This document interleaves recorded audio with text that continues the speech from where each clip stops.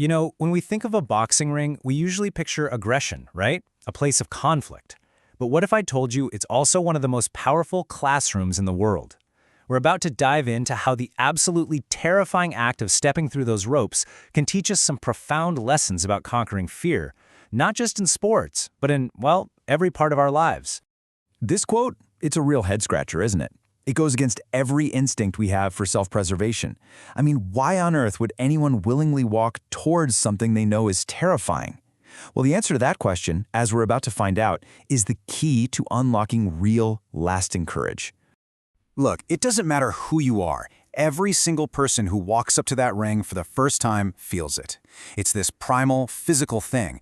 Your mouth gets all dry, your heart starts thumping in your ears. It's just pure, unfiltered fear. And in a world that's constantly telling us to run from discomfort, to face it head on, like this, well, that's a pretty radical choice. So yeah, this is about way more than just boxing. We're going to deconstruct the psychology of fear itself, and we'll be using the stories of teenagers at the Equal Chance Boxing Foundation to do it. We're going to look at what fear actually is and how we can systematically take away its power over us. Okay, so if we're going to conquer fear, we first have to demystify it. We have to understand that what feels like some personal weakness is actually just a deep-seated biological process. We're talking about the science behind that heart-pounding panic. And this part is so important to get. Feeling fear doesn't mean you're weak. It doesn't mean you're a coward. All it means is that your body is working perfectly.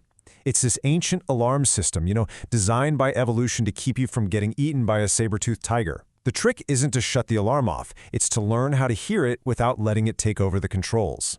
In combat sports, they've got a name for this whole experience: the adrenaline dump. See, when your brain's amygdala, that's like its little alarm center, senses a threat, like, say, an opponent across the ring, it just mashes the panic button. And that floods your whole system with hormones, kicking off a massive chain reaction. And you can see how it all plays out, right? The brain sounds the alarm. Your adrenal glands dump a cocktail of hormones into your system, and then boom, you get the symptoms we all recognize. Shaking hands, short breaths, your legs feel like they're made of lead. It seriously feels like your body is shutting down on you, but biologically, it's actually powering up. Now, this slide right here, this is the turning point. For most of us, shaking hands means, oh no, I can't do this. But a good coach, they step in and they completely reframe that feeling. They teach you that those aren't signs of panic, they're signs of preparation. Your body is getting itself ready to perform at its peak. Just by changing the story you tell yourself, you can strip that fear of all its paralyzing power. So if courage isn't about not feeling fear, then where in the world does it come from? Well, it's not some magical feeling you can just summon out of thin air when you need it. Nope. It's something you build, piece by piece, during all those quiet, boring, unglamorous hours of training. It's built right here, in these endless, repetitive drills that can feel so tedious. Perfecting your stance, tucking your chin, keeping those elbows in. You drill these moves over and over and over again until they become pure muscle memory. Because when you're under pressure, you don't rise to the occasion. You sink to the level of your training. And that's where real confidence comes from.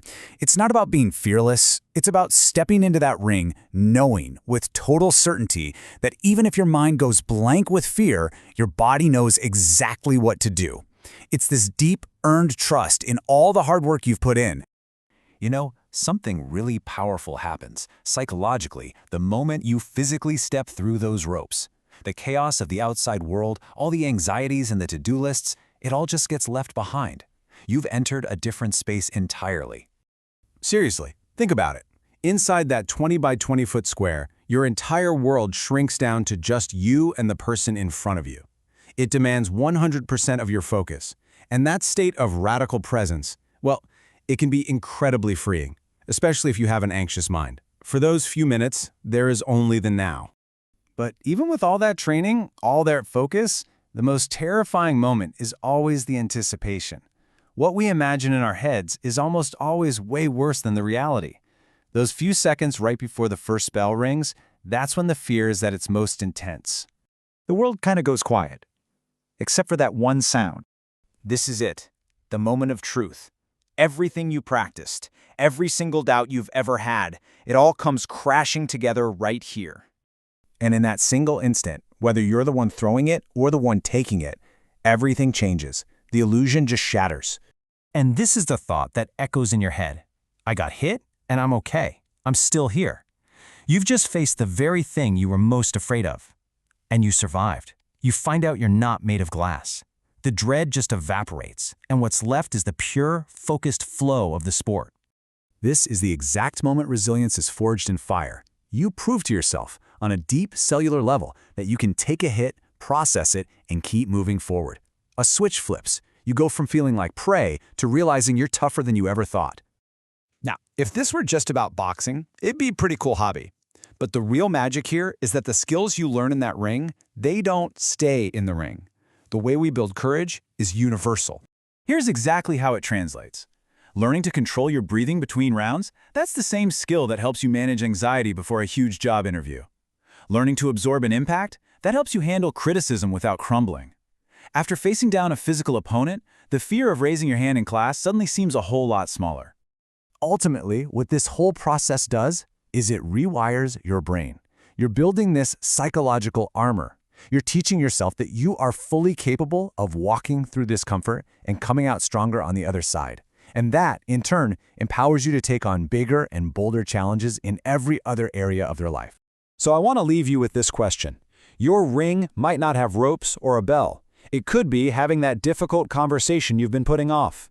It could be starting a new career, or that creative project you're scared to show anyone. The principles are exactly the same. So the question is, what's the ring you're avoiding?